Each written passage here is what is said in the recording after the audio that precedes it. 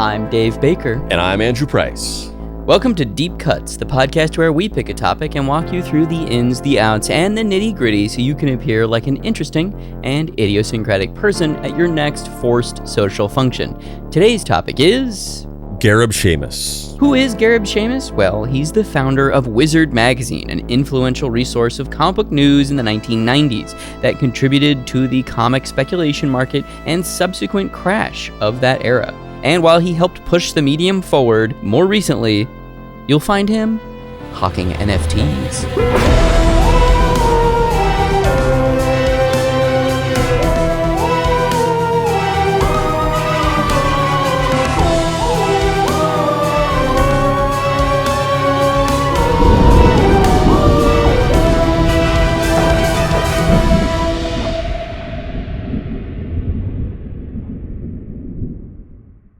Act 1. Do not meddle in the affairs of Wizard Magazine. Gareb... Okay, first of all, who the fuck names their son Gareb? That's a weird... That's a weird... Yeah, you're gonna name your next son Gareb? Alright, fair enough. Gareb sounds like if there was a race of little, like, gnome creatures... It is a sexually transmitted disease that exists solely within their species. Yeah, totally. Yeah, don't fuck the gnomes because you'll get the Gareb. Yeah. Gareb Seth Sheamus was born on December 23rd, 1968. He wound up as the second oldest of 4 brothers. And 4 boys growing up throughout the 1970s and 80s naturally meant that they would have a keen interest in comic books and superheroes. Sheamus loved Spider-Man and Batman, and at a young age, he gravitated towards mature artists like Frank Miller and Todd McFarlane. The Sheamus brothers' love of comic books convinced their parents to open a shop in Nanuet, New York, called The Wizard of Cards and Comics. After Gareb graduated from the University of Albany with a BA in economics and a minor in art, he set about creating a newsletter for his parents' customers to read. He spoke about this inspiration to CBR, saying, "When I was up at college, my mom would send me a stack of comics once a month. So even though I was caught up on my reading, I had no idea what was going on, who was working on which books. I had no idea what books were hot because if you remember, things were really heating up in the late 80s. So I wanted to start a magazine because I figured that there were a lot of people like myself." Just to reiterate this for the listener, Gareb Shamus, lonely nerd, doesn't have any comics friends. His mom is sending him comics as a bonding, hey son, we miss you, here's some funny papers. He's reading the books, he's liking the books, but he's like missing that connection of working at a comic book store. I've worked at 2 comic book stores, you've worked at bookstores, we've both worked at Borders separately. This is before Twitter, this is before the internet kind of connected fandoms in that way. So he decides to start a newsletter, both to promote his comics store that is owned by his parents, and also just to help people know what the exciting things are that are happening in comics. And it goes very well for him. Did you have exposure to Wizard Magazine and or Toy Fair when you were younger? Yeah. I mean, I was less of a really like dedicated comic book reader. I did read comics. My comic reading was like pretty hyper specific. I specifically read Buffy the Vampire Slayer, the IDW, or not, I keep saying IDW, the Dark Horse Buffy the Vampire Slayer, the Archie Sonic the Hedgehog comics, a smattering of manga, Dragon Ball Z, a few others. I read a bunch of Earthworm Jim comics, and maybe just like random superhero comics here and there, and it was just what they had on the comic rack at the video store that I frequented. It was just what they had there. That was my access to comics. And then like I still have them to this day, or actually no, I think I might have given them to my sister. I forget, but I up until recently I had them to this day. But I also had just a big stack of old comics from the 40s and the 50s because my dad for a while had lived in this house with these guys, and then one of his roommates moved out, and he just like left his comic book collection behind for some reason. And so my dad just gave me all these comics, and it was just a bunch of like Daffy Duck and like a bunch of like Looney Tunes and Disney comics, Daffy Duck, Donald Duck, bunch of random stuff like that. Some like weird old comics from the 60s, I think there was like a Johnny Appleseed comic. Oh, weird. And then like a couple superhero comics. I don't even remember what they were. And so I had a bunch of these comics, and then I had these random comics that I would buy from this comic rack. And honestly, I can't think of any other comics that I read or really any other exposure to comics that I had other than that. So I read these comics. I was never like a big comic book reader, but to the same degree, or by the same token, at this video store, which I've talked about on previous episodes, it was called Hastings. It was a Southwest chain that was a combination video rental, bookstore, music store. It was like a Barnes and Noble, a Sam Goody, and a Blockbuster combined into one. And they had a comic section by the magazines, and they also carried Wizard Magazine and Toy Fair. And so I also did buy and read those regularly. And for me, it was like, it wasn't even out of like a deep passion or love for comics. It was just like, I just liked reading magazines like that were just like, I liked reading magazines that were like a showcase of a culture that I wasn't even necessarily tapped into. It was like, I'm going to read this digest of like, here's all the hottest comics coming out, and I'm just like, I haven't and never will read any of these, but I just love the meta of it. Like that was what I read. I read Wizard Magazine fairly frequently, and I also read Toy Fair fairly frequently.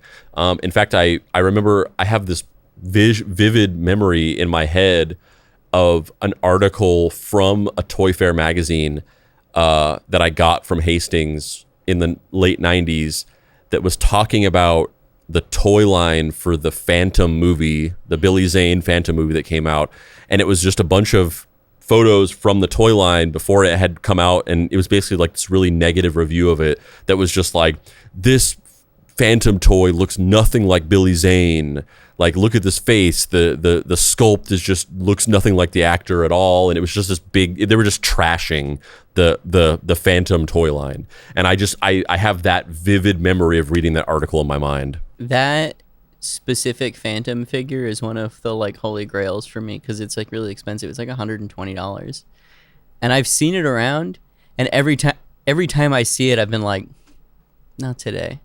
Yeah, well, today. The article basically said that it looked like it looks awful, but that's why I like it. It looks like adult Charlie Brown. Oh, 100%. 100%. His head is like 4 times the appropriate size. Yeah. And I love that. I love the fact that it's like weird squat Masters of the Universe anatomy. I love his like giant round head. Like, oh my God, I want that figure so bad. But like I said, it's kind of rare and expensive, and I don't want to spend that money. It's like the 2 figures that I always like I'm on the lookout are that toy and that stupid fucking NECA big red Predator figure based on Batman Dead End. Yeah, I never had the Phantom toys, maybe because of that roasting of a article. Yeah. But I did have the Shadow toys. I had a lot of those too. The Kenner Shadow, where you squeeze his legs and his arms go up with the guns. Like you had I had the one where it was just Alec Baldwin like in a suit, and then you could just like hook over the whole thing that was like the mask, the hat, and like the front of his costume. It would just like placed onto his head. Yeah. And then he had those like really ridiculous hands that were meant to hold his guns, but if you took the guns out, his hands were just frozen in this position. Yeah. Like they just look really weird if he didn't have his guns in his hands. Those toys are great though. I love the sculpt specifically of that Shadow, because he looks like a monster. Like he's got like glowing, like the other one where he's actually in the suit. The top of his head is see-through, has see-through red plastic. So you hold him up to the sun and his eyes glow. Yeah. His eyes glow. Yes, which is so awesome. I totally forgot about that. Yeah, like I loved that figure. I think there's 2 sides to this discussion, which we will definitely be getting into. Of like, there's an amazing sense of community and a joint culture and a shared monoculture that Wizard really provided for the comics community at a certain point, that then was eaten by the internet, and they just got decimated. There's also, and that's a great thing. I think it's contributed and helped a lot of people find a community, find friends, become involved in the industry. I see people that used to work at Wizard Magazine at conventions, and I know them from like their photo being in Toy Fair or whatever. Like Jim McLaughlin, who I used to be obsessed with as a kid, is like, he's an employee at Diamond now. Well, he might not be an employee at Diamond now, but he was an employee at Diamond for a long time, and I would see him at shows and be like, oh my God, I can't believe that's Jim McLaughlin. That's so crazy.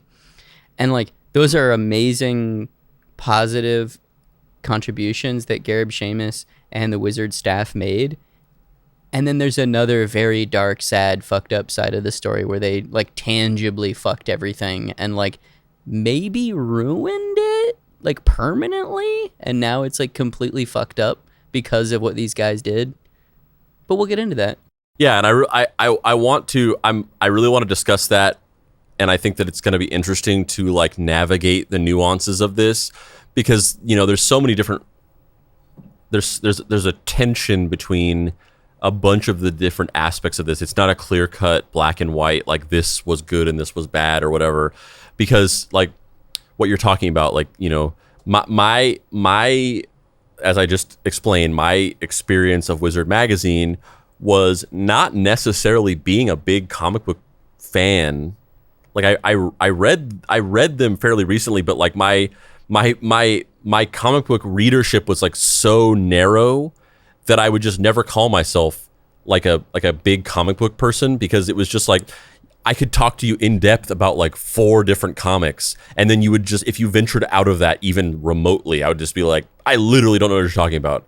And I got more into reading a bigger selection of comics when I was a teenager. Like that was whenever I started actually reading a larger, more diverse. What's a Grendel? Yeah. You're like, oh yeah, Grendel, like from Beowulf.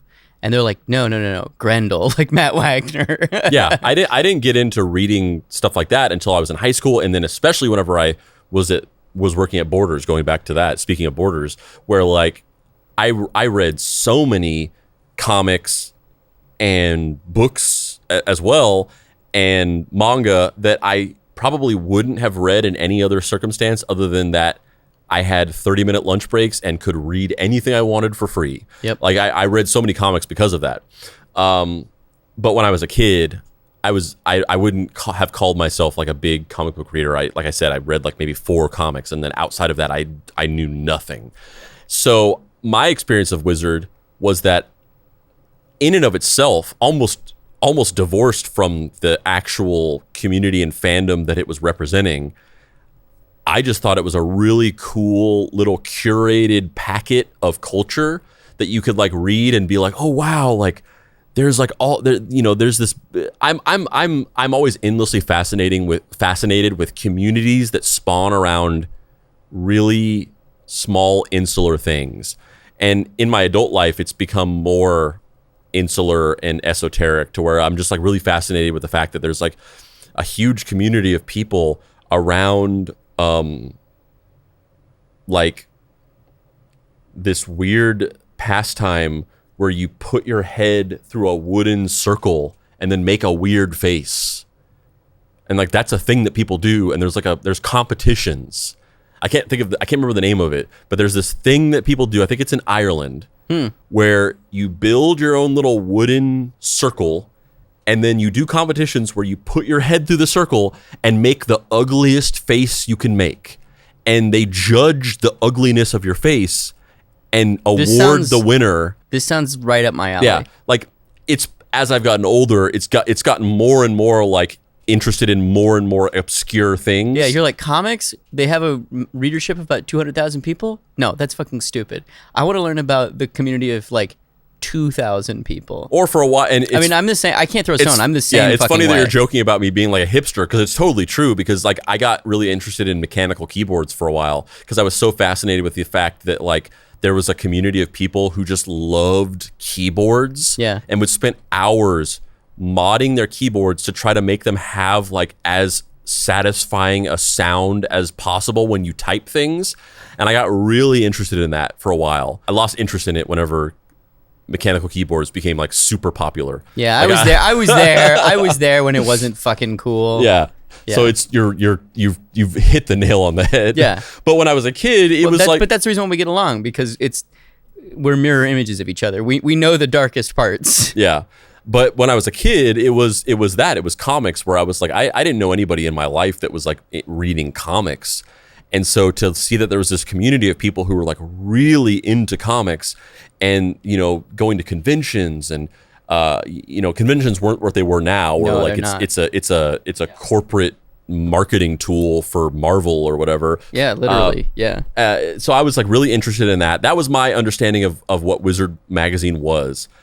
And what you were talking about before of like, and then the internet came along and kind of like supplanted that in good and bad ways. Cause like in one way, it's like, it's kind of cool that what Wizard did created this precedent that was then taken and blown out to an even larger degree by the internet. And now at this point, you know, we're living in the year of 2025, where you can say that like reading comics is like, it's like a normalized thing. It's a normalized thing, which is good, but also effectively what the internet, or specifically social media, did was you take something like Wizard magazine, or I loved reading Game Informer. I was a monthly Game Informer subscriber for a decade, starting from when I was in high school and on. I read every issue of Game Informer. Once again, just a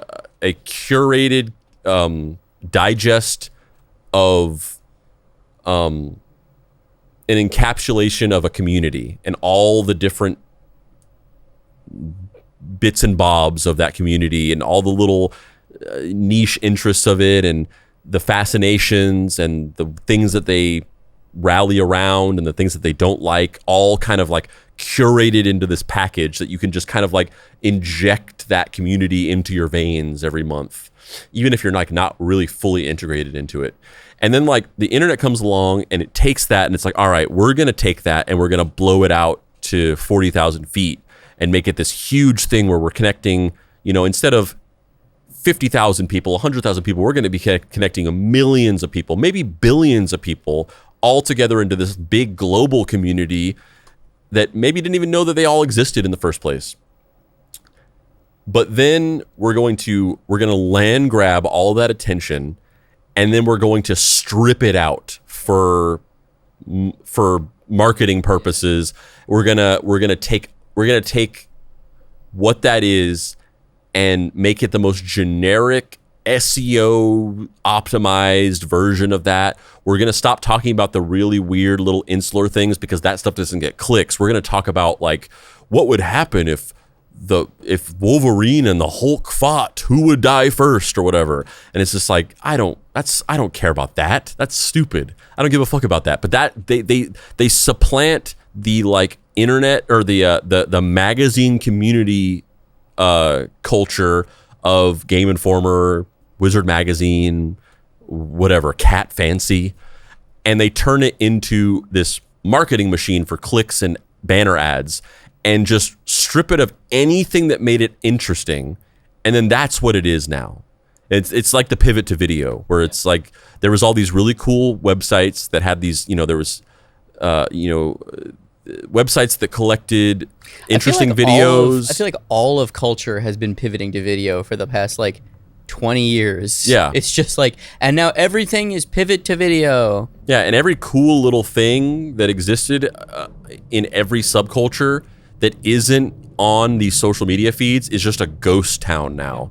And that I find that to be incredibly bad and incredibly unfortunate. Well, I think we're going to get into some of the downsides that specifically Wizard pioneered, both like in the reader-facing community and also behind the scenes, where they basically kind of pioneered a way of like pump and dump scheming books. Sheamus's newsletter became known as Wizard, the Guide to Comics, and it proved to be a big hit.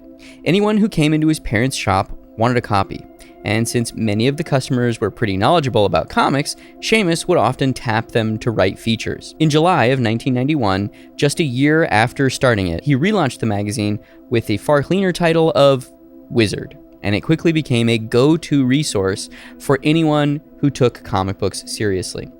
Wizard was a behemoth in those early years and quickly began regularly selling over 100,000 copies a month.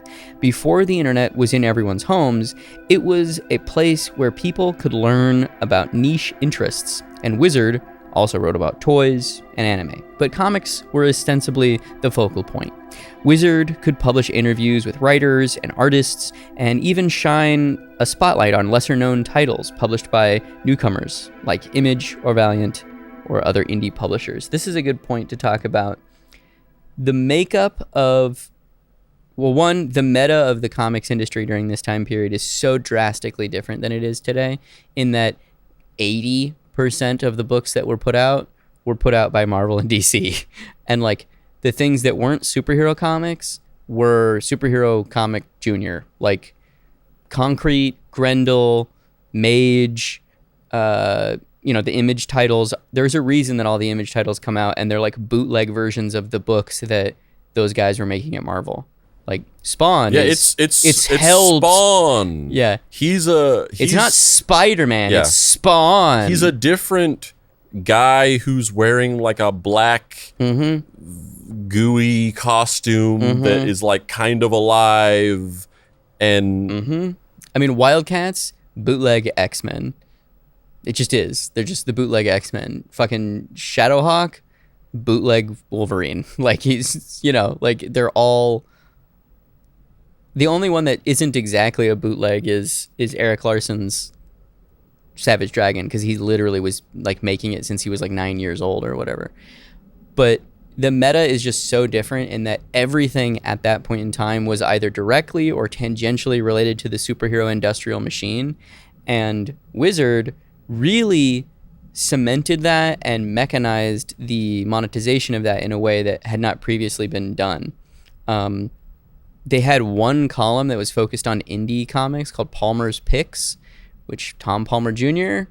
picks a different book every month and says, here's a book that's really good. Omaha the Cat Dancer, or Mouse, or fucking, pick your taste du jour of some strange or unusual thing. But it's 2 pages in the 200-page book of interviews that are puff pieces with the artist of the month, rankings of who the hot artists are, and then a price guide at the end of like, did your fucking Action Comics 1 go up in price this month? Oh, it did. Oh, okay. Who's determining this? Is it linked to eBay sales? What is it? Oh, it's just you guys. You guys are just saying it went up in value. Oh, okay. Yeah, cool, which really created the false sense to a young kid. I mean, we've talked about this on the show a lot of times, and obviously had endless conversations about it just off the podcast. But like, it really created the false sense to a young kid reading that like collecting comics was this like massively lucrative thing to do. Yeah, where it's just like to the point where like when I referenced those comics I got earlier, that my dad found a stack of comics from his like former roommate that were all these comics from like the 30s and 40s or whatever. I was just like, I'm gonna be rich, right? And then I like looked into it, and you were like, oh, these are not worth anything. What? Yeah. What? Oh, people are paying me to take them from them for free. Yeah, like they don't. It's like I have to. This is bullshit. Okay. Yeah, I mean, I think that in and of itself, and we're gonna get into all of this, but I think that in and of itself, of the idea of popularizing and weaponizing the idea of speculation and speculator books, it's the reason why the industry went to previously unparalleled heights and why the crash was so extreme that it bankrupted Marvel. And you can draw a straight line from those business tactics that every publisher engaged in to Wizard magazine. Wizard encouraged their readers to participate in their monthly offerings by sending in fan art and submitting to polls. It was the magazine for comic book fans by comic book fans, with recurring features like Summer Sizzlers, which reprinted comic panels featuring scantily clad women. There was also Casting Call, which is where contributors would fan cast prospective movies. One notable example pitched the perfect Justice League cast, with Bruce Campbell as Superman, Alec Baldwin as Batman, Kenneth Branagh as Aquaman, and Jim Carrey as Plastic Man. Do you remember any of these features? Yeah, I was literally just gonna say. So I remember the Plastic Man one. I definitely remember the Plastic Man one, and I think the reason why that one sticks out to me is because when I was a kid, Jim Carrey was like one of my heroes. This is the short list of heroes to a young Andrew. Okay. Bill Cosby. Oof. Michael Jackson. Ugh. Little Richard. Also, ugh. Jim Carrey. Thus far, hasn't been outed. Bill Clinton. Wow, really? Yeah. Wow, you're a weird little kid. Bill Clinton. Why did you like Bill Clinton? I don't know. I don't know. You just really were into it. Yeah, I don't know. I just really liked Bill Clinton. I had two goldfish named Bill Clinton and Bob Dole. If I didn't love you already, this would be the moment that I fell in love with you. That's amazing. I had multiple biographies about Jim Carrey and Bill Clinton. I read biographies about them as like a 5th grader. I love this. Were you heartbroken? Like, what side of the Monica Lewinsky scandal were you at like 5 years old or whatever? I don't know. I mean, at the time, I think it was just like, it wasn't really even like polarized in that way. It was just kind of like a crazy thing that happened. It wasn't like, I mean, I'm sure with adults it was, right, but like for kids, as a kid, it wasn't like, like Bill Clinton did this bad thing. It was just like this crazy thing happened. Gotcha. I don't think I really intellectualized it as a moral choice. It just happened. And yeah, I don't know. I mean, I can explain why I idolized Jim Carrey so much, because it's just like he was just funny. This like funny comedian guy. Everybody likes him. Yeah, but like seems like his friend. I don't know why I loved Bill Clinton so much. You saw that saxophone on Arsenio and you were like, hell yeah, could be hell yeah, dude. But yeah, so yeah, I think maybe the Jim Carrey one stuck out because he was like one of my heroes. The one that sticks out to me is the X-Men casting. Do you remember that one where it was like they called like Angela Bassett as Storm, which is the greatest idea ever. What's his face? Patrick Stewart as Professor X, Danzig as Wolverine, who was cast as Wolverine at one point. The Kurgan as fucking Clancy Brown as Sabretooth.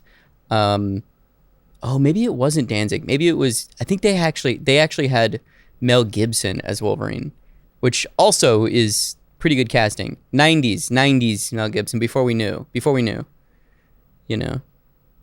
But like, it's so weird that we live in a early 90s Bill Clinton or Bill Clinton, Bill Cosby, and it's so weird Michael that we live in a world, because I remember as a younger person, like the idea that we would get one movie star to be in a comic book movie was just insane.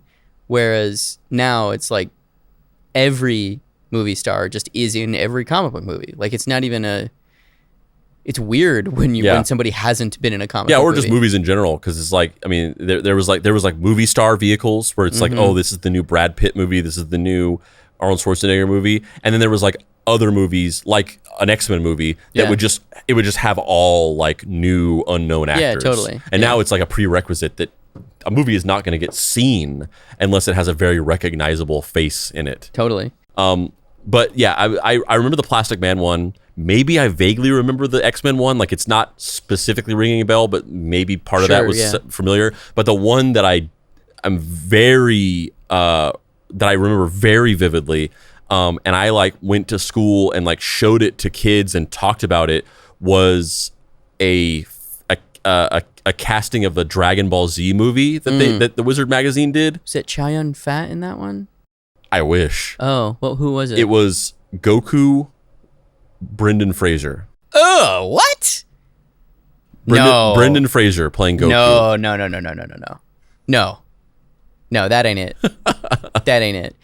But there was so much about those like, frankly, these parts of the magazine, the like fan casting, or so much of that stuff it's kind of like Chum, where like that's like the lowest common denominator stuff in the magazine. And yeah, some of it's memorable, but most of it's just dreck. Yeah, right? it's like we have like 6 pages left in this magazine. Got to fill it with something. Brendan Fraser plays Goku? Yeah. But they also did really cool things, like they had cosplay contests and costume photos that they ran in the magazine before that was like a thing culturally. They also had envelopes. Like if you wrote a letter into the magazine and you drew on the envelope, they would like photograph the envelope and run it in the magazine. And I was obsessed with those because, you know, that to me as a little kid, you know, 8 years old or whatever, that's like attainable. When you see a finished comic and it's colored digitally and it's somebody who's gone to art school, or frankly, it's most comics people at that point had not, they don't, you know, they learned to draw by tracing Jim Lee or whatever. But like that stuff was at such a high craft level. I had no comprehension of what it meant to be able to draw like that. But when it's a shitty dark claw drawing on the side of an envelope, you're like, oh, I could maybe do that in colored pencil. You know what I mean? Like, and that it was such a big part of me finding a community, finding people who are interested not only in just reading comics but making things. Like, it was the magazine, for all its faults, it really did, I think, bond an entire subset of people together in a very meaningful way, which is why there's so much nostalgia for it now. Yeah, which going back to what I said before, that doesn't exist in like the social media ecosystem. Like there's no real community there because it's all just made for selling advertising. Wizard proved so successful that Gareb Shamus was able to launch other titles like Scry, which covered the trading card industry, and Toy Fair magazine, which specifically covered action figures and the toy industry. But Wizard remained Shamus's bread and butter, an invaluable resource for fans to learn about the new titles and maybe take interest in the artists themselves. Unfortunately, Wizard's most influential section would also play part in almost bringing down the comic book industry entirely. In the back of every issue of Wizard was a price guide where collectors could figure out how much their issues could sell for. This played a big role in the comic book speculator boom of the 1990s. In the late 80s and early 90s, people believed they could basically retire off of the sale of their comics. This was based off of certain issues selling for a ton of money, most notably Action Comics #1, the first appearance of Superman. You also had things like Incredible Hulk 181, featuring the first appearance of Wolverine, which came out in 1974, selling for thousands and thousands of dollars. Seeing as you could buy a recently released comic book for an average price of about $2, people thought that they could just buy up all of the new releases, buy the box full, and then sell them years later and become rich. I was never this type of reader. Were you? I mean, I'm assuming not, based on what you've said about like, yeah, I was never this type of reader. I was always very interested in the hot artists column, because they would always have like hot artists and hot writers, where it would be like, you know, Greg Capullo is the number 8 hottest writer in the industry, and fucking Mark Waid is the number 6 hottest writer because he's on The Flash. And like each month, these rankings would kind of move up and down in scale. And I was always fascinated by that because it really provided an insight onto what books were quote unquote important. And when I was first coming into comics, I didn't really know that much of that kind of stuff. So it was interesting to learn all of that. Yeah. And also, I still kind of wish that stuff existed. It does to a certain degree, but not in such a calcified way as back then, where now it's like, we know X Batman book had it. You just want to see where you'd land. Oh, I know where I'd land. And it's in Palmer's Picks. It's time. Number 1, baby. No. I'll put out Papa Pricey's hottest right. artist list, and it'll be like in parentheses, and I mean hottest in both senses of the word. Right. Yeah. And then it's just you. It's just me 9 times. Yeah.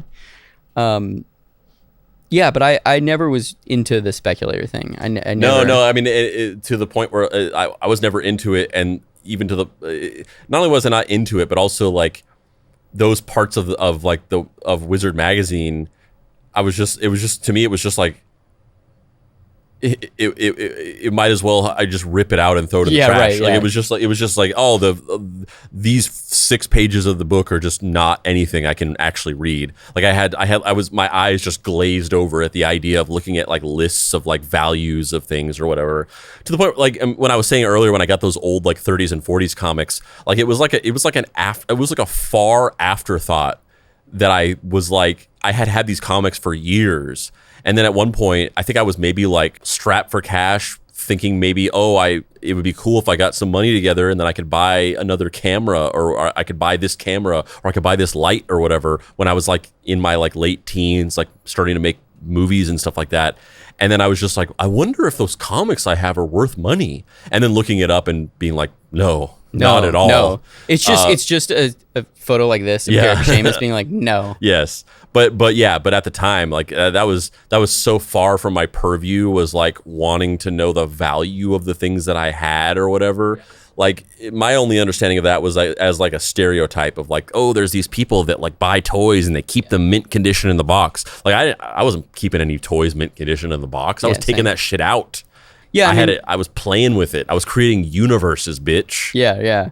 Well, I think it's like, there's two sides to the comic book thing. There's like readers and collectors. And I was a reader who wanted to be a professional, not a collector who wanted to be a retailer. Those are the kind of two routes. But I've been drawing since I was a little kid. So I was like, I'm going to draw Spider-Man, for like 5 minutes. And then I was like, I'm not going to draw Spider-Man. I want to make my own Spider-Man. Yeah, and it's also like, and that still exists, even to this day. Like, even though the speculator boom kind of like collapsed in on itself, as we'll talk about later, and then everybody kind of came to the collective realization that comics aren't worth money, and it was based on this mirage of a system that's now back again, inexplicably. And like it's back again, and there's like a lot of people doing variant comics again, but like. What a pathetic type of person to be, where you're just I to a certain degree I agree, and then I also am like, if it doesn't hurt anybody, the problem is that, as we will outline later, it does hurt people. Yeah, well, that's what I'm saying, because I'm thinking of a specific anecdote where a friend of mine, and somebody he doesn't listen to the show, but a friend of mine named Michael, who you've met at a couple cons before. He's a friend of mine, and I've sent him to your table a few times. And he's just like, he's the type of guy. He's like, he's not an artist. He doesn't make comics at all. He's not a speculator collector person that collects books for the potential value of them. He's like that specific stereotype of a comic book reader from like Big Bang Theory or whatever, where he just like has a closet filled with like 20 tubs of comics, and he's not collecting them because he wants to sell them one day. He just has an obsessive like he has a problem is what it is. And so he just like buys every comic and just like, and has this like obsessive collection that he can't let go. And he was telling me a story about how he went to a comic shop to buy this one comic that was just coming out. It had come out, released that one day. I think it was a Walking Dead comic. This was years ago. And it was like, for some reason, it was like some kind of special issue that had some kind of special event around it. And he went to the comic book shop, and there was a guy there who, like, before he could get a single issue of it, he bought like every issue of it that the store had. And then he kind of flippantly mentioned to him that it was going to be like worth all kinds of money or whatever. And my friend Michael was just like, livid, because he was just like, I can't get a copy now. And also everything you're saying is bullshit, and it's not going to be worth shit. Like, you're just an idiot. And it's just like the idea that you would like, because in order to think that, you have to like not know what you're talking about. So you have these people that like don't even read comics. They don't know anything about the books that they're reading, the community that this thing is a part of. They don't know anything about this stuff, and they're just like showing up to comic book shops and like buying out the entire stock of a book, completely disallowing people who actually read the book to buy a single copy of it for nothing. And that's what when I say that, I'm thinking about that type of person, totally, who's just like, you're an asshole, like, fuck you. It's so frustrating. I've had to deal with so many people like that. Wizard, along with plenty of other news outlets, offered price guides to give readers an idea of how much some newly released issues might be worth someday. Someone could buy an issue of Spider-Man for a couple bucks and sell it to someone else for a lot more, because the belief was that it would be worth a fortune someday. So there's two things. One, in the 90s, they pioneered variant covers, and so they would put out a bunch of books that were the same comic with different covers on them, and it fucking sold like gangbusters. The most notable of which is Adjectiveless X-Men #1, which sold somewhere around 8 million copies, and there's, I think, 8 covers, maybe 10 covers, I don't remember, but it's a considerable amount of covers.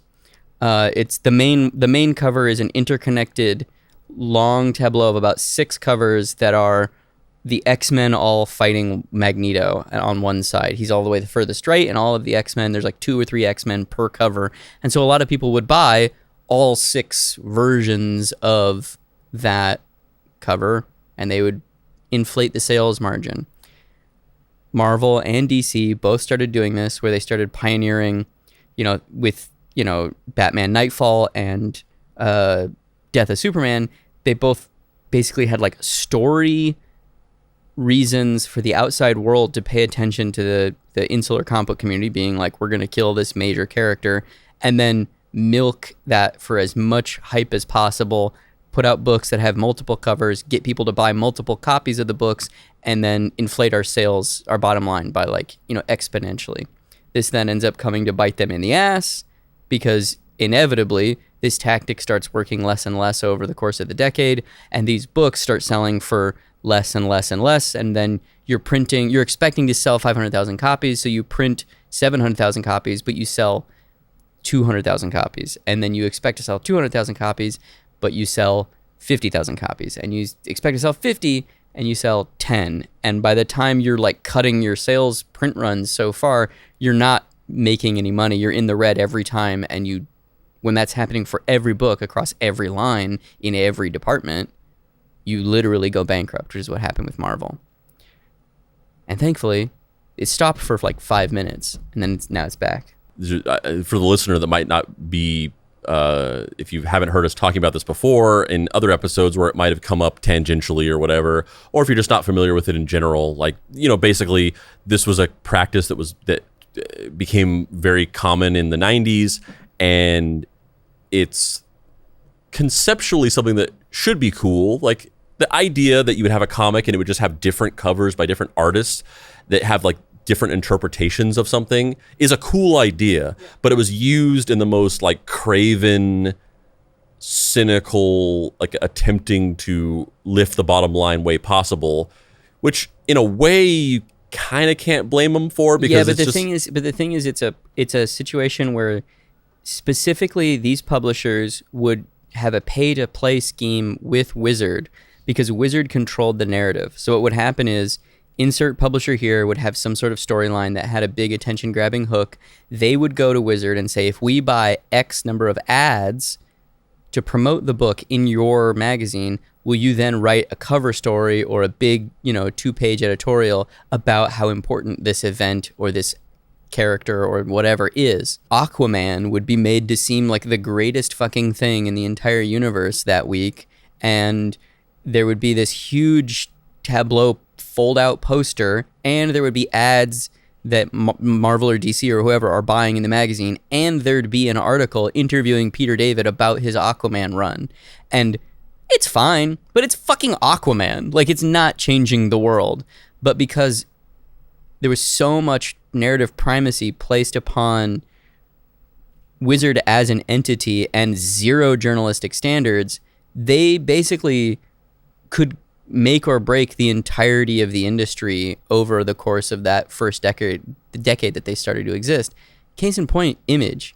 Image went from being a couple of guys who left Marvel to being the number 2 publisher. They pushed out DC. It was Marvel and then Image, exclusively because Rob and Todd understood the importance of what was happening, and they would take out ads in the magazine in order to get those write-ups, in order to get the reviews, in order to sell to 12-year-olds. And that's the single reason why anybody remembers Wildcats or Darkhawk or Shadowhawk or whatever, or any of those books, other than maybe Spawn and Savage Dragon, because Savage Dragon's just been going quietly in the background, and Spawn actually like popped. Do you think that Gareb Shamus, as he started to build out or at least observe that this ecosystem was taking shape, and Wizard's role in it was taking shape, got into a situation. Do you think that he approached it as this evolved in this way of like he felt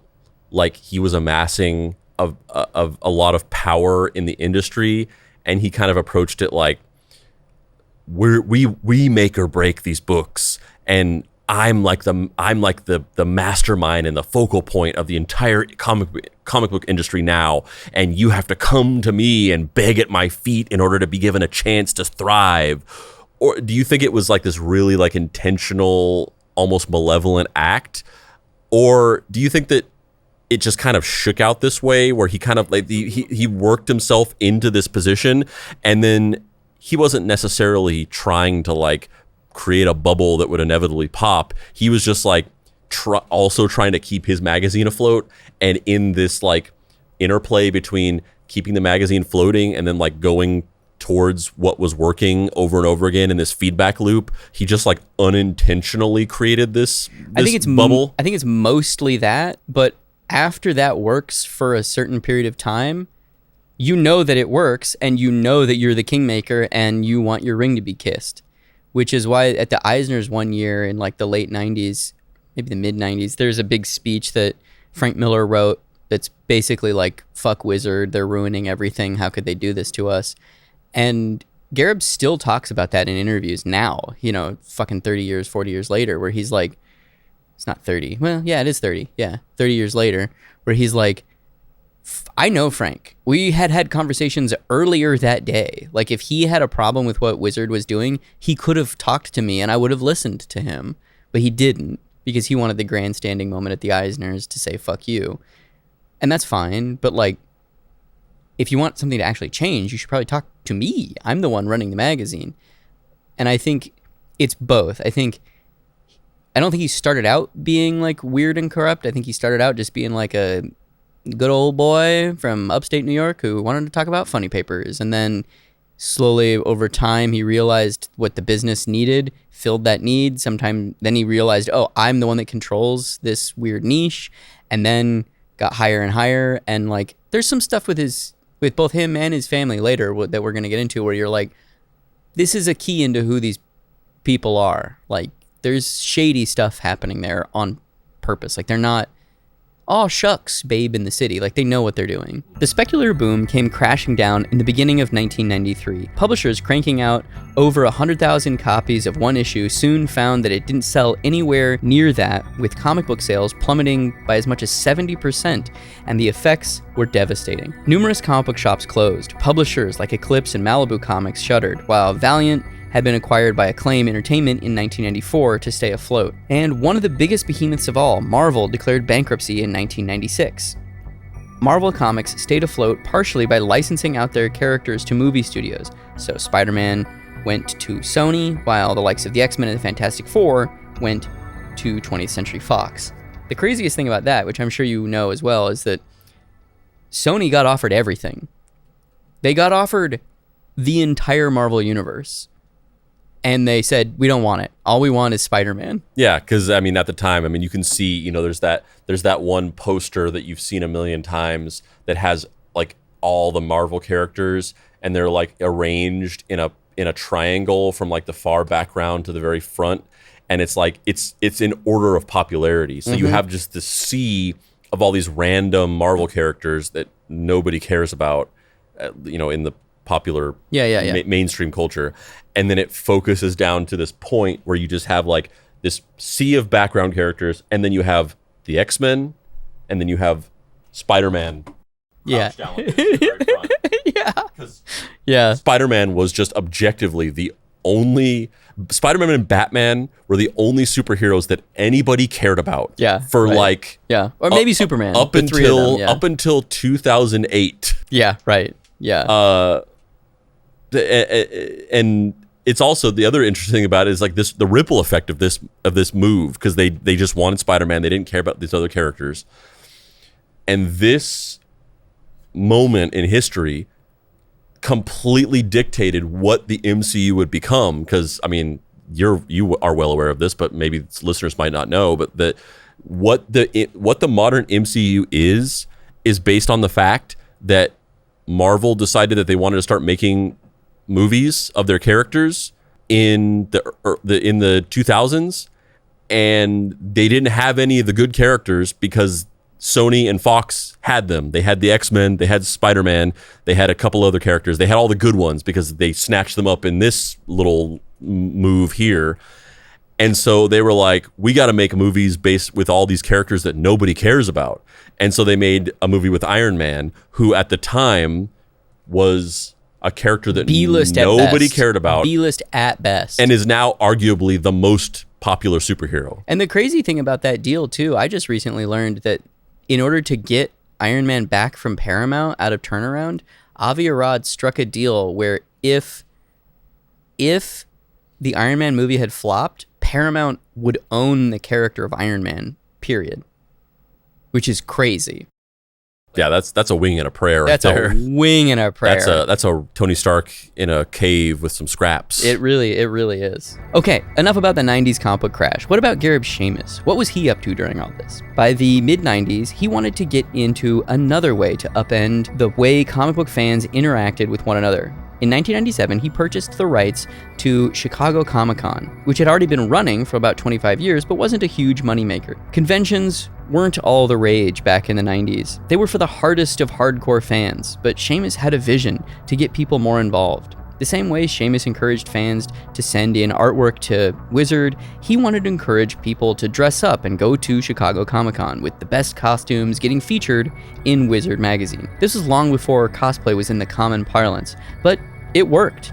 People suddenly started showing up dressed as superheroes and other pop culture figures. Sheamus effectively turned the event into one big party for Wizard magazine, and even though the convention had steadily lost money in the years leading up to his purchase, it quickly turned around.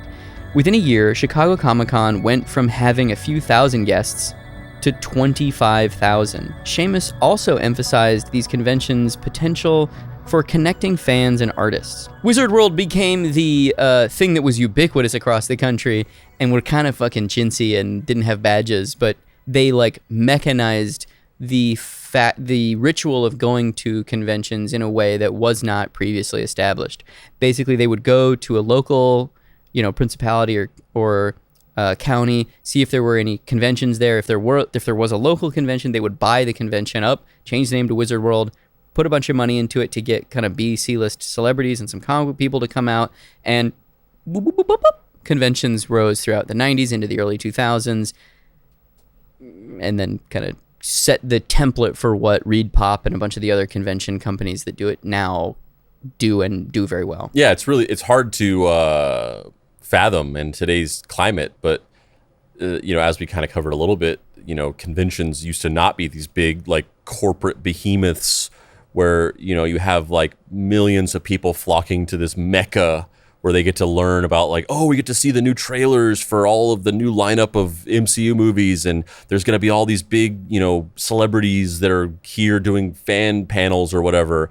Like, conventions started out in the 1960s as like there was a bunch of women who were basically housewives who loved Star Trek, but they had no outlet because there was no such thing as like fandom yet, and also they just were housewives, and their husbands and children were like, I don't know what the fuck you're talking about. Go make dinner. Like what do you like Star Trek? What are you saying? And so they created these conventions so that they could go and talk to other women about Star Trek because nobody else wanted to hear them talk about Star Trek. So it was literally just like an outlet for marginalized people to like gather together in these little enclaves and like whisper to each other and be like, yeah, Spock is hot. That's what conventions were. That's what they started out as. So this thing that we know of conventions as today, which in some ways has some charms in and of itself. I like going to Comic-Con with my kids, and we go there and we hang out with you, and it's fun, and I just get to take them around. It has its charms, but it's like so removed from what the original spirit of these things were. And yeah, at this time in the 90s, it was still just like a little room full of a bunch of like the biggest fucking nerds you've ever met in your life. Yeah, pretty much. Gareb Shamus recognized that there was a disparate community out there that just needed an outlet to come together. And whether it was writing in the magazine or gathering together one weekend out of the year to geek out and meet their favorite famous actors and writers, he would help them. Gareb Shamus didn't change the comic book industry, but the entertainment world as a whole. And while Wizard had its charms, there was a far shadier side taking place behind the scenes.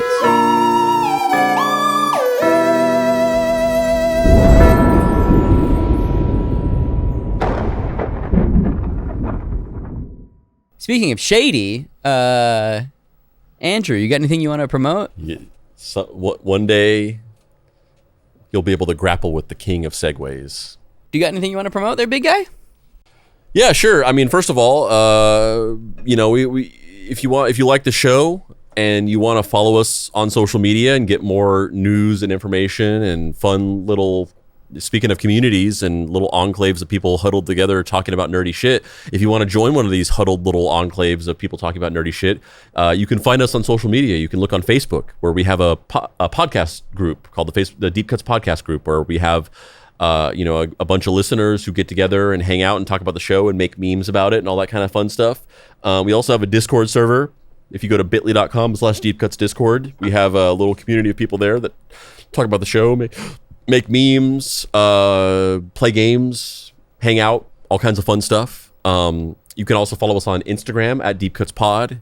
You can follow us on TikTok at Mystery Treehouse.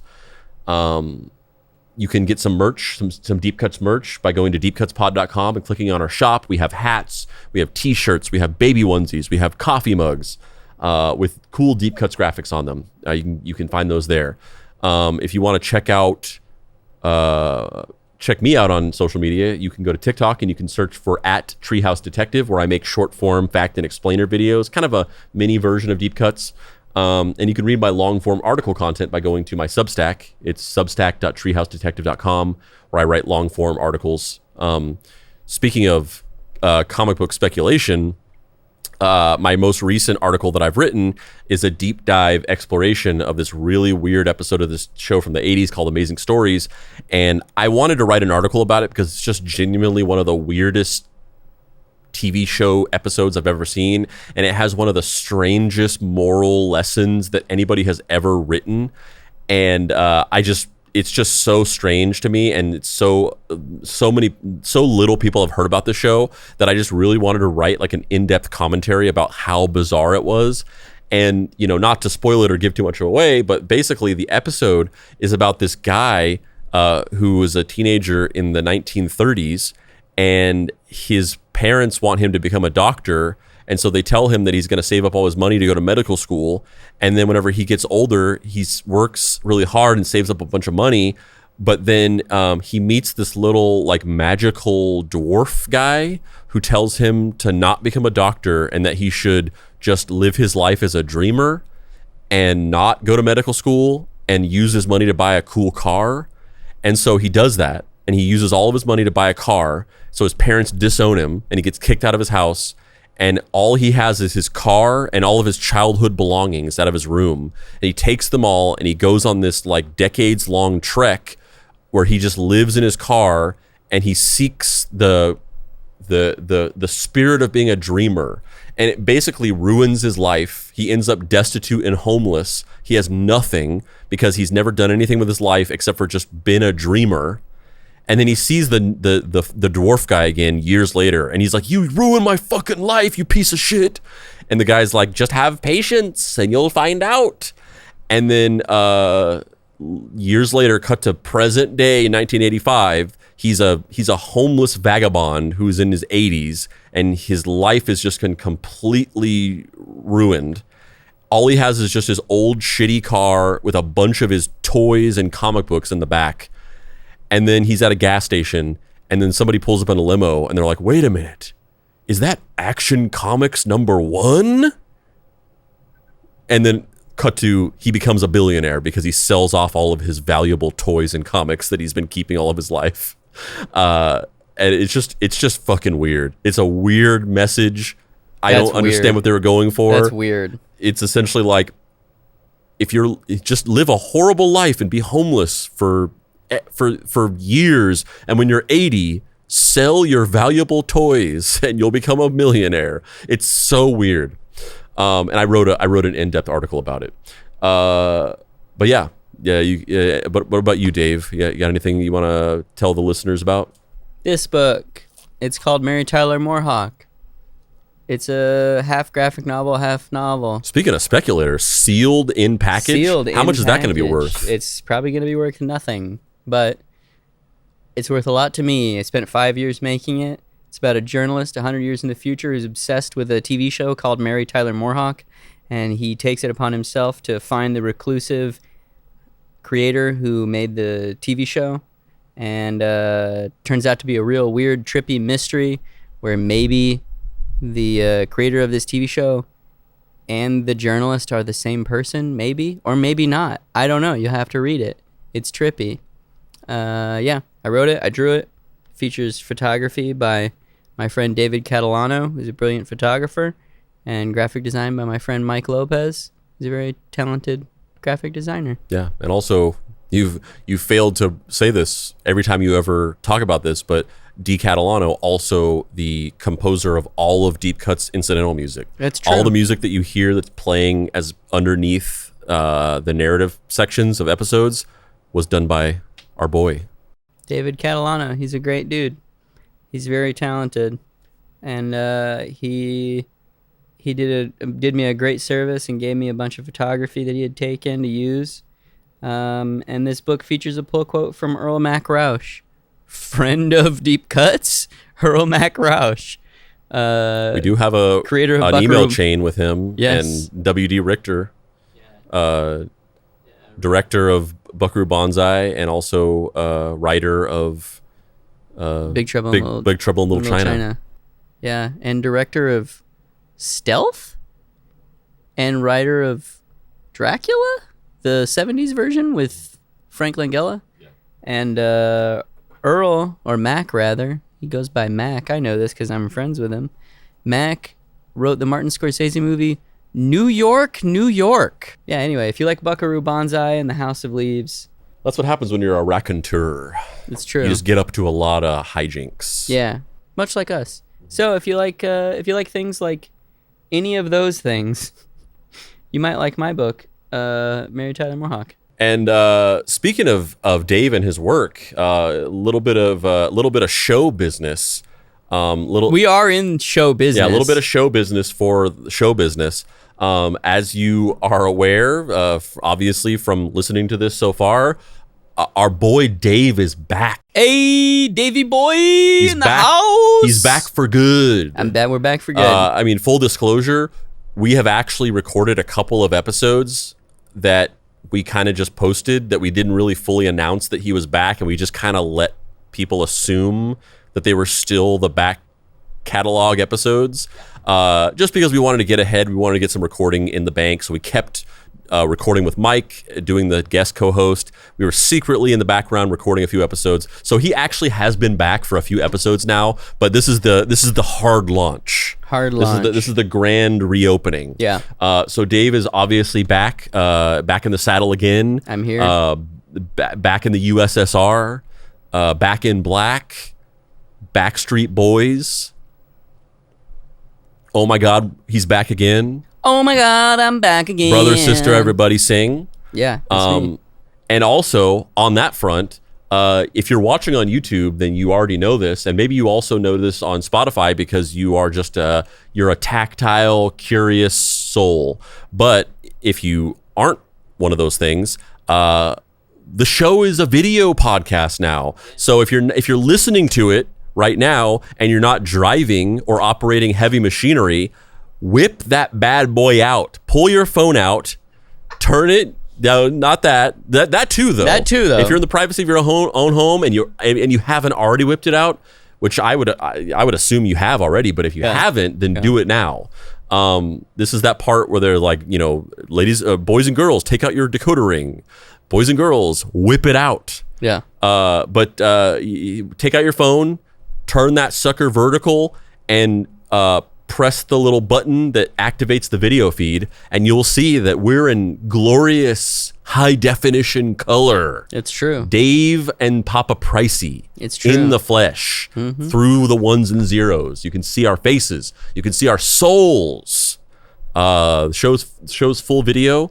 There might be times here and there where scheduling conflicts arise. Somebody's out of town. Somebody's not, able to meet up in person or whatever. We might have a few episodes here or there that are still going to be audio only because we're recording them remotely. But for the most part, we've gone full video. We've gone beyond the Rubicon. So do you think in those instances will we do episodes that are video but it's the Zoom call? Yeah, we could probably do that. Yeah. Okay. But we don't have to. I'm just asking. It's still just like we look around. Like I said, whip it out. Turn on the feed. Yep. And check, because we built an entire set in the Mystery Tree House. Don't look too closely though, because we're both covered in sweat right now. Yeah. Because it's hot as shit in this Mystery Tree House. We worked very hard on putting together this little podcast studio so that we could bring you our visages in full HD color. We got a lot of technology going on right here. You're looking at us sitting on the set with in the Mystery Tree House. Off frame, it's all wires. It's technology incarnate. It looks camera. like the Nebuchadnezzar from the Matrix. There's just wires everywhere. Yep. There's sentinels flying around. Yeah. Checking. I don't know how they legally got away. I don't know how they legally got away with calling those guys sentinels. Yeah, I thought that the other day because I was putting together some B-roll for a mystery project, and I was looking at some concept art for from the Matrix that they had Jeff Darrow do, and friend of the show Jeff Darrow. It for some reason Jeff Darrow. It for some reason for the first time ever occurred to me that they're just called Sentinels. Yeah, like that. It's just the thing from X-Men. Yeah, like it's not spelled subtle. Differently or anything like that. Nope. It's just the same thing. Yep. In 1999, they were like, no one's ever gonna make a fucking X-Men movie, so no one's gonna know. Yeah. 1 year later, smash cut to the Wachowskis in the theater being like, we done fucked up. Yeah. But yeah, we're full video. Check us out. You can see us in our fashion forward glory. Yeah, that's what we are. Yeah, fashion forward glory. I do like your neckerchief though. It's very fetching. Yeah. It's a nice little when it's hot. You want a little comfiness. Oh, so you do admit it is hot. Hot outside. Oh, interesting. But yeah. Just wanted to announce that Dave's back in town, and also you can look at his beautiful face now, and also mine. Now back to the show.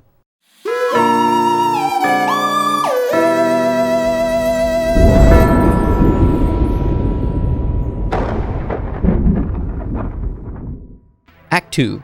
Goodbye Wizard. Hello NFTs. In the late 90s and early 2000s, Wizard was still chugging along.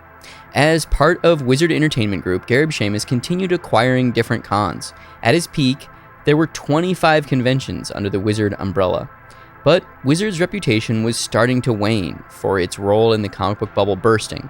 In 2001, Frank Miller, whom, if you'll recall, was one of Shamus's favorite comic book writers, called out the magazine when he accepted that year's Harvey Awards at Pittsburgh Comic-Con. Miller compared Wizard to a tapeworm and elaborated by comparing it to a, quote, Bible written by Satan. He concluded his speech by calling Wizard a tree killer, which regularly cheapens and poisons our field, before tearing apart an issue of Wizard and throwing it in the trash. To be fair, Miller's speech had many targets, including Hollywood at large for adapting comic book stories but stripping them of what made them special in the first place. But Sheamus did respond to Miller's critiques, saying, I always have to question where people are coming from. I see Frank all the time at shows and conventions, and he's never expressed that opinion in person. I don't like it when people don't like what we do and then they never express it. If you got a problem, tell me and we can try and fix it. If you don't ever tell me, then what am I supposed to do about it? I just don't know where it comes from. I see him once a year and he's never mentioned anything like this to me. Once people do say things like that in a public forum, it's out there and you can't take it back. The thing I'll say about that quote, though, my memory of that quote is that it was more like charitable. That's a pretty bullshit way of like not engaging with like legitimate critique. You know what I mean? Of like, well, I can't take the feedback if you don't say it to me fucking directly. Yeah, I mean, is it not fucked up, but is it just like a little bit uncouth to like be all smiles and handshakes when you're talking to the person personally and never bring this stuff up, and then go up on a stage and just like be like, fight the real enemy? Is it like a little bit like out of the realm of like public decency or, you know, common decency, I guess, in a way? But that aside, like, he said the criticism, he's talked about it, he's laid out these things. At that point, you can sit there and have your own personal grievances about the fact that he never talked to you about it in private or whatever. But like, it's been aired. It's been vocalized. And it's not like it's not like Wizard ever really changed. It's not like they were like, oh, we are permanently damaging everything. Let's not do it anymore. Yeah, he kind of just always did. Yeah, he kind of hand waved it by like putting it into the realm of like, oh, it's kind of messed up that he never like talked about this in private with me before like going out onto a stage and calling me out or whatever. And then everyone's like, but then, so are you gonna fix it then? And he's just like, bye, and he's like in a car driving away. Anywho, I'm tired, so I'm going to bed. I'm going to bed. Sheamus was influencing the next generation of comics in yet another way. In 2000, Marvel was still trying to pull its way out of bankruptcy, and the new president, Bill Sheamus, needed new ideas to get more people to buy comics again. Sheamus told CBR, I was working at Madison Square Garden, and Gareb Shamus came over to visit and began to talk about what was wrong with the Marvel Universe. Part of it was that characters that were envisioned as teenagers were walking around with goatees, beards, and children. And I remember the line was, pretty soon they're going to start to have prostate problems. There were likely plenty of other factors at play, but Sheamus seemingly had a hand in rebooting Peter Parker back to a teenager for Ultimate Spider-Man, written by Brian Michael Bendis. And they had a pretty decent success with it for Marvel to try and get the company back on its feet in the early 2000s. But what about Sheamus's first baby, Wizard? Over time, Wizard slowly stopped focusing exclusively on comics and more on pop culture in general. It was harder to find interviews with cool up-and-coming creators, and there was just more stuff about the latest Joss Whedon show or Halle Berry's Catwoman or what have you. Wizard also faced the same existential crisis every magazine and newspaper had in the early 2000s. This was when the internet began to become more prevalent and had outlets make a choice, adapt or die. Wizard chose the latter. Wizard was incredibly late to the game in adapting to have a digital version readily available. This was the case across all magazines in Sheamus's wheelhouse, and they all met similar fates. Inquest Gamer, which published articles about collectible card games, shuttered in 2007. Anime Insider, Sheamus's anime and manga arm, shut down only 2 years later in 2009. And finally, in 2011, Wizard ended once and for all due to not being able to turn a profit. A lot of firings took place in those last few years, and that meant Wizard lost a lot of connections that they had with comic book publishers. To be fair, 2011 is way longer than I thought it was around. Yeah, totally. I'm kind of shocked to hear that number. Yeah. Because in my mind, Wizard Magazine ended in like 2002 or something like that. Right, yeah, like, yeah. Gareb Shamus saw the second tower collapse, and he was just like, this is it. Yeah. Shortly after the news broke, a former Wizard employee spoke anonymously about some of the numerous issues plaguing Wizard in those final years. It's really funny that you talk about the online strategy. As far as I knew, there was none. A few weeks ago, I heard some talk of having our magazine published on the iPad through Comixology. Having had some experience with digital publishing, I suggested to the editorial director and most senior members of the editorial staff that pages might need to be rethought to fit the format. He seemed very confused as to what that meant as far as workflow or etc.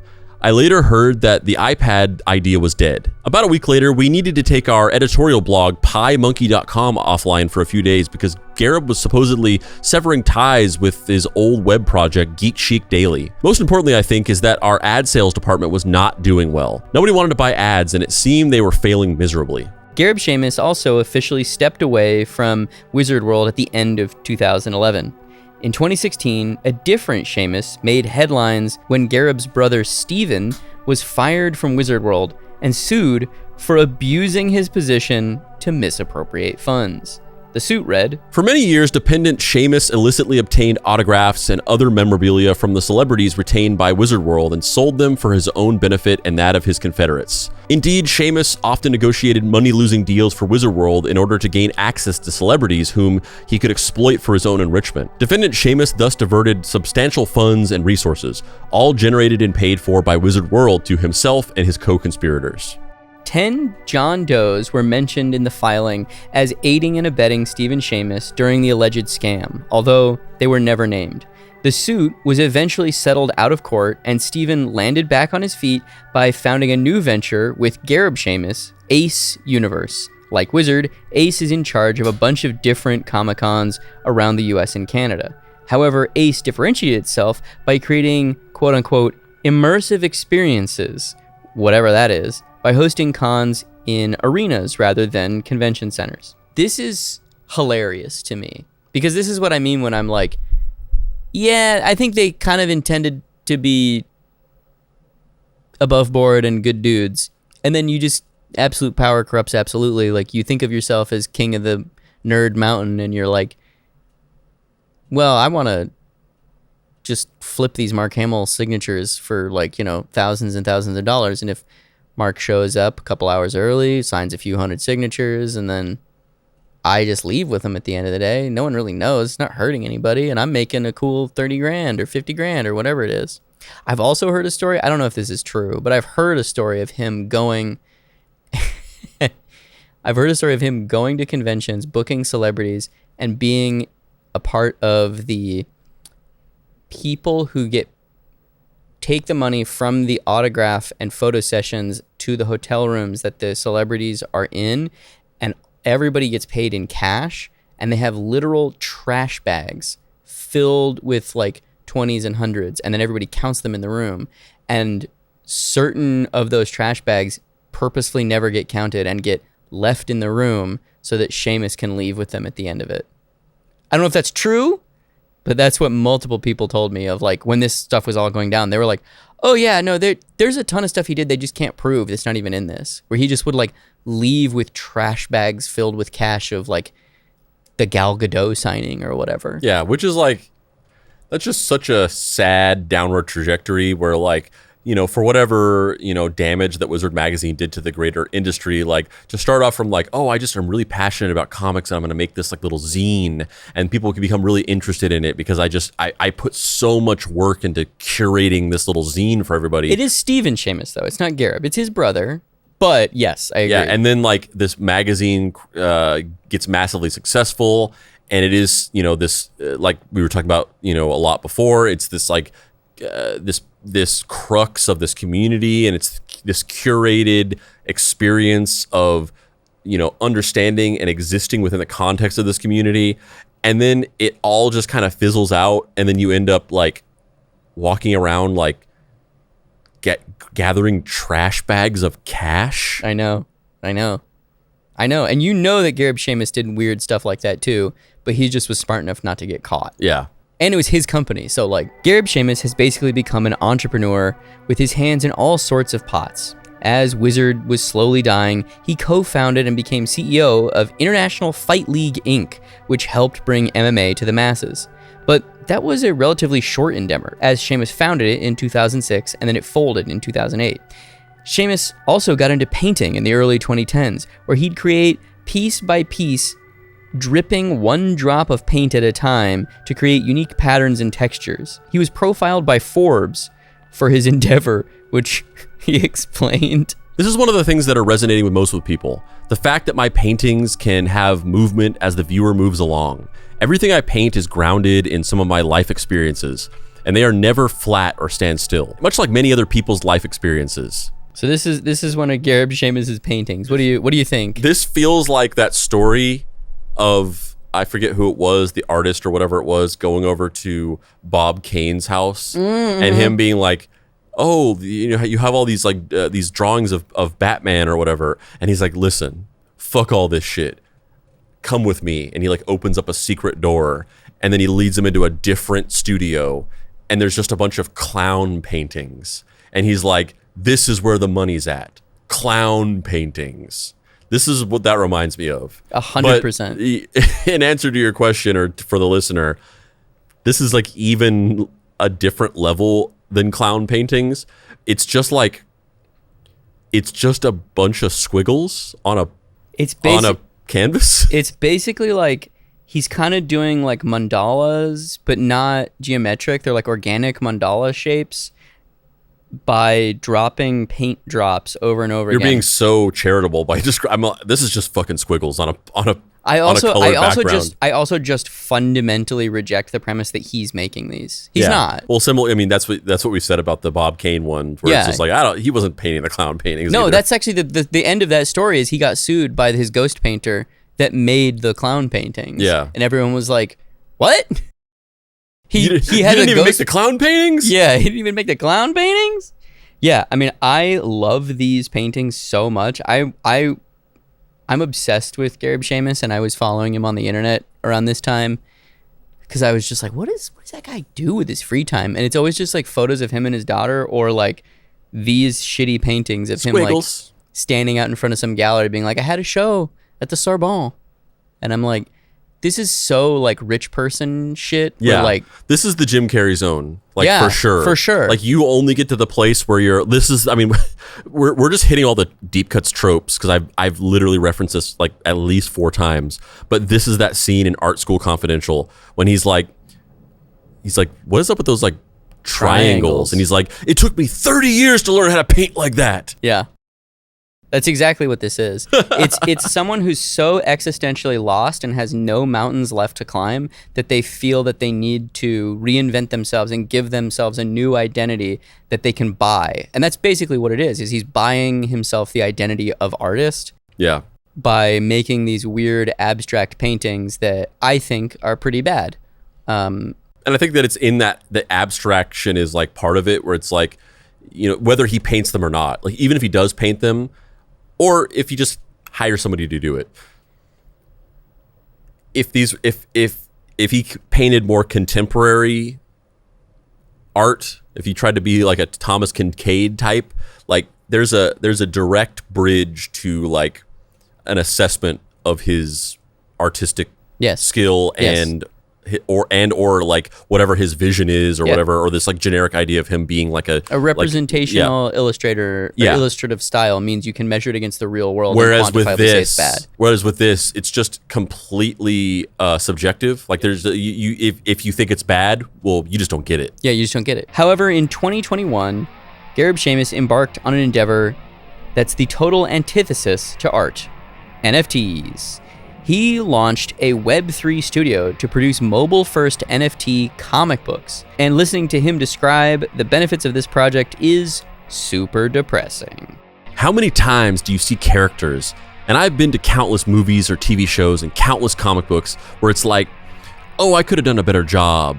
If the character only did this, if the character only did that, I could have written a better film. I can't believe the way they ended it. That comic book was terrible.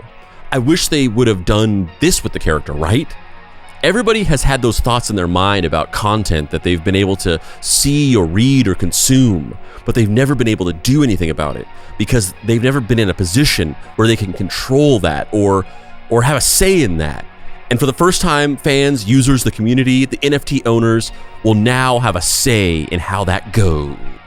Which sounds fucking awful. Yeah, it does sound awful. And I'm really going to put myself out on a limb here because I think there's a lot of people that are kind of against this idea. I feel like the AI art and NFTs and stuff like that, it exists in a specific space that's been carved out by this somewhat legitimate, or I would say pretty legitimate thought or viewpoint that like art should be like democratized to everybody, and then like AI art and NFTs, they kind of like co-opt that idea to be like, and we're just making it easier for everybody to democratize it or whatever.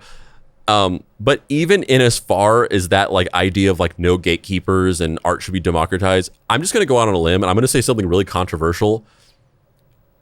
I don't think that is real, and I think that there are like people who put a lot of work and a lot of time into creating things that are either incredibly skilled or based on a singular vision that they've had for many, many years.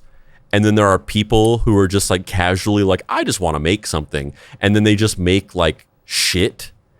And I think that there is a demonstrable difference between people who have dedicated their entire lives to an art form and people who just casually want to try out the art form. And I kind of think this idea of like democratizing art to everybody is kind of bullshit. Yeah.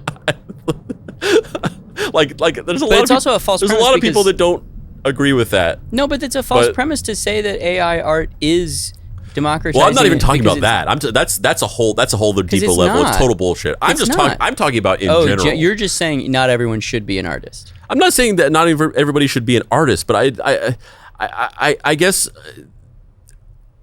ultimately what I think from looking at Gareb Shamus' artwork, everyone should not be an artist. Yeah, but I'm not even saying that. I'm just saying that like there is a demonstrable difference between somebody who has dedicated their lives to doing something and somebody who is just casually interested in it. Yeah, I agree. Even without AI art or NFTs or whatever. I don't think that's controversial. I think that's a fucking fact. Yeah. And then AI art and NFTs is like a even further abstraction of that, where it's like you're not even putting the casual amount of effort into it. You're just pressing a button. Yeah, you didn't make that. Yeah, I agree. Sounds like Gareb Shamus could have just made a choose-your-own-adventure book and still been just as happy. For those of you not in the know, NFTs, or non-fungible tokens, involve assigning digital ownership to a specific item, usually a meme or a weird picture of a monkey. It's largely scammy and has fallen out of favor because it basically just involves saying digital ownership of a unique image will be worth a lot of money in the same way that the speculator shit. It is interesting how much it parallels like the speculator boom of the 90s, but also even kind of now that has kind of repopularized. It parallels it very strongly. Like NFTs are a combination of the 90s comic speculator boom and then like stocks. Like that it's just those two things mashed up. And also Gareb Shamus's paintings, they just look like NFTs. They do look like NFTs, even though they're not. They should be. No one would buy them, but I would love to laugh at them in that way. Intentionally or not, it seems like Gareb Shamus is still up to his old tricks. Just like Wizard would say comic books are worth a lot of money one day, he's now selling NFTs, which would follow the same playbook. That's in addition to his myriad of other business ventures. It might be unfair to say Wizard was solely responsible for the comic book speculation bubble. If anything, it was a symptom of a larger issue. So, what's there to take away from the story of Gareb Shamus? Calling the story the rise and fall of Gareb Shamus might be a little bit of a misnomer. He hasn't exactly fallen in the traditional sense, but he's definitely fallen from what could have been. Wizard Magazine was a really cool thing at first. It helped bring comic books to the mainstream while also having a price guide that nearly tanked the industry. I mean, it's not just the price guide, it's also the back alley dealings, and it's the general ethos of we're only going to promote superhero comics and we're going to play favorites to whoever is willing to pay the us the most advertising money. ecosystem of like and this exists now. Like we've worked for companies that do things like this, like the page takeover, where it's like we're going to do a deal with you. You are going to have like several pieces of content on the front page of our website. You're going to have a banner at the top of the thing. Every single article on our website for like a week is going to have an advertisement for your brand on this thing. And I don't know if they created this, but they did this specifically in the comic book industry, which like for like an energy drink, like who gives a shit? Like, oh, Celsius is doing really well now and Gamer Fuel is not doing as well anymore. I don't care.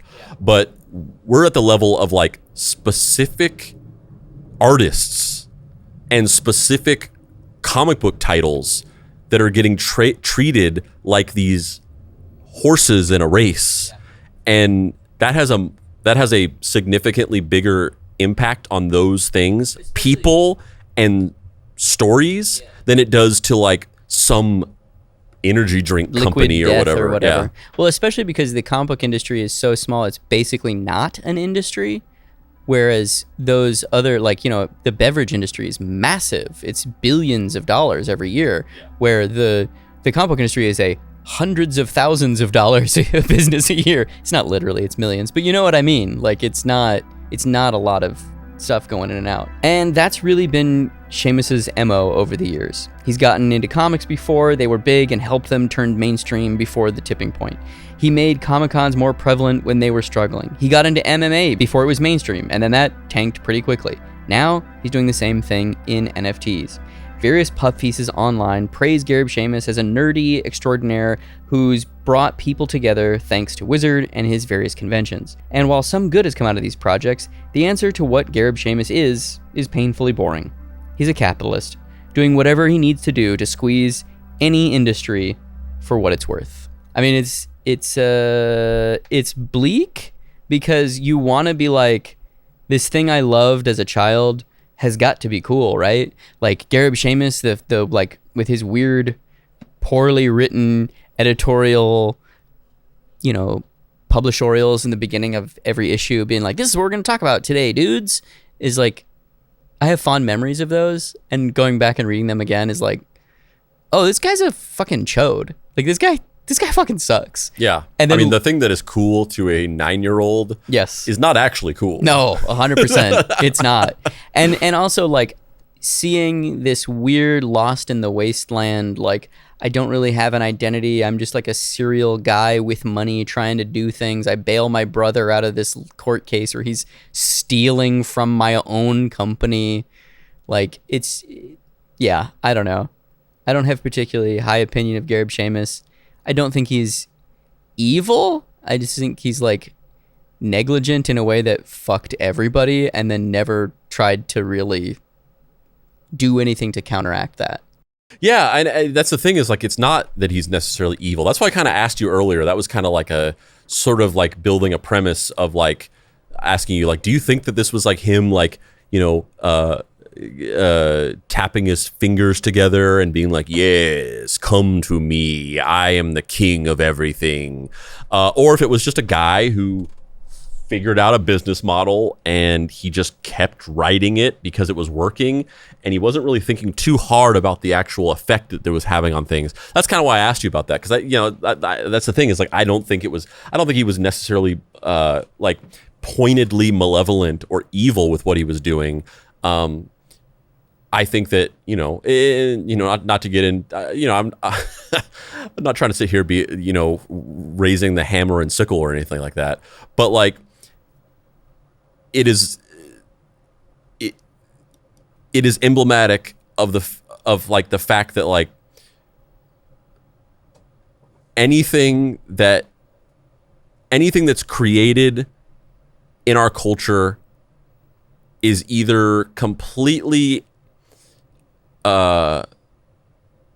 ignored by mainstream culture, or once it starts to gain any kind of traction, it's immediately snapped up by the capitalistic machine and then like strip mined for profit and then destroyed and left discarded. And it's just so sad and pitiful because like I talked about before, like Wizard magazine, divorced from any of the shady things that it was doing, the price guides or whatever, it was a cool thing.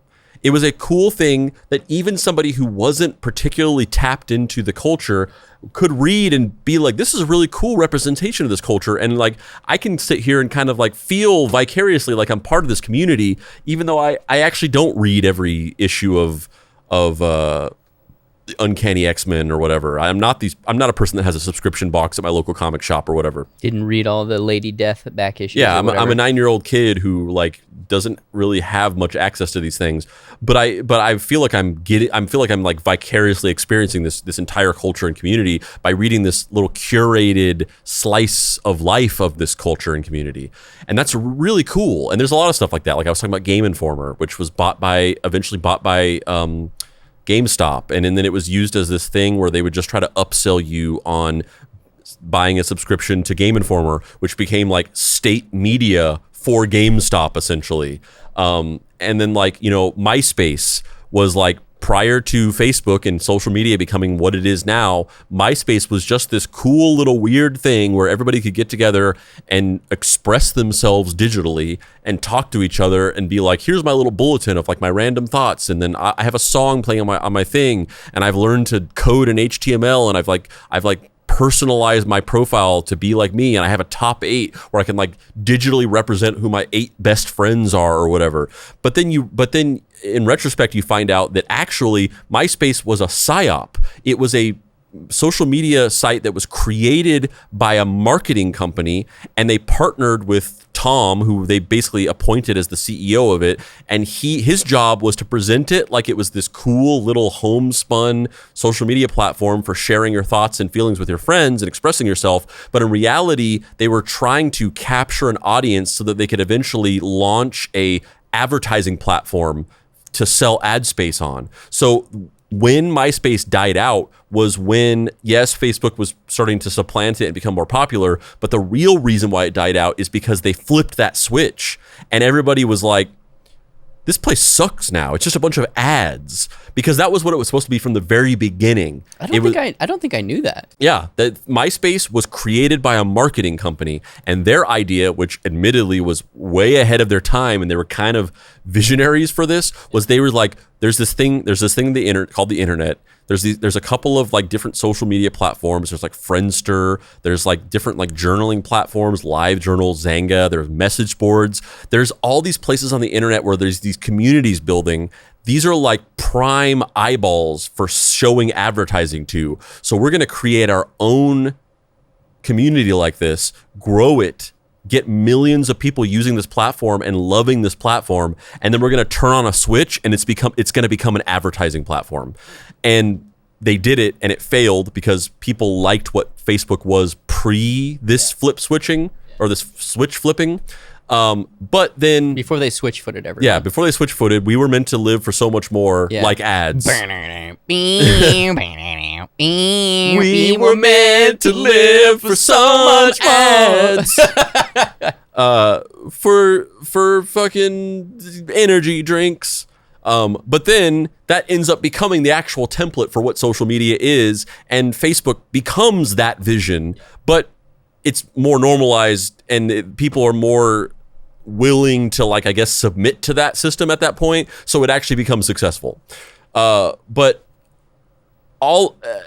even to that extent, like, Facebook also had that cycle where it started out as a cool thing where it's like, oh, it's just a place where you can connect with all of your friends that you work with, that you go to school with. And then eventually they're like, okay, we're going to open it to the public, but it's still just a place where you have a community of your friends and family that you can keep connected with and talk to. And then they flip the switch and it becomes an advertising profile that's capturing your data and mining your data for ad dollars. Everything goes through this cycle. Everything cool eventually gets strip mined and turned into another node of capitalism. And that's what this is. That's what Wizard Magazine was. It was a cool thing that got strip mined and turned into a node of capitalism to just extract profit from you. And like, whatever, I'm not trying to sit here and be like capitalism sucks or whatever. Like, that's not my message here. It's true, but my actual message is like, regardless of whether capitalism is good or not, regardless if there is a version of capitalism that's the best form of free market in the world or whatever, its function is to take things that capture human attention and twist them into a profit generating mechanism, and it ruins everything cool. And this is just a prime example of that. Well, on that note, I'm Dave Baker. And I'm Andrew Red Scare Price. If you'd like to find me on the internet, you can do so at heydavebaker.com, where you can find my book, Mary Tyler Moorhawk, or any of the other things I've published, like Halloween Boy. Andrew, where can people find you other than Tiananmen Square? You can find me by going to my website, dapricewrites.com, where you can pick up my book, Deadbolt AI Private Eye, which is a comic about a robot detective in the future solving crimes and dealing with existential ennui.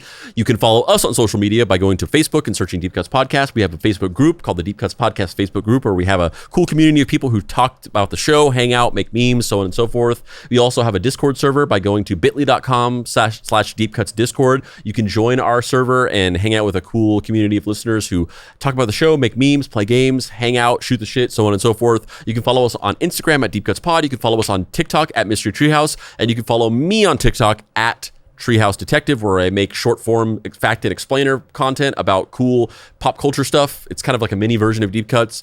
And you can also read my long form article content by going to my Substack, substack.treehousedetective.com. And also, just as a reminder, we're a video podcast, so whip it out.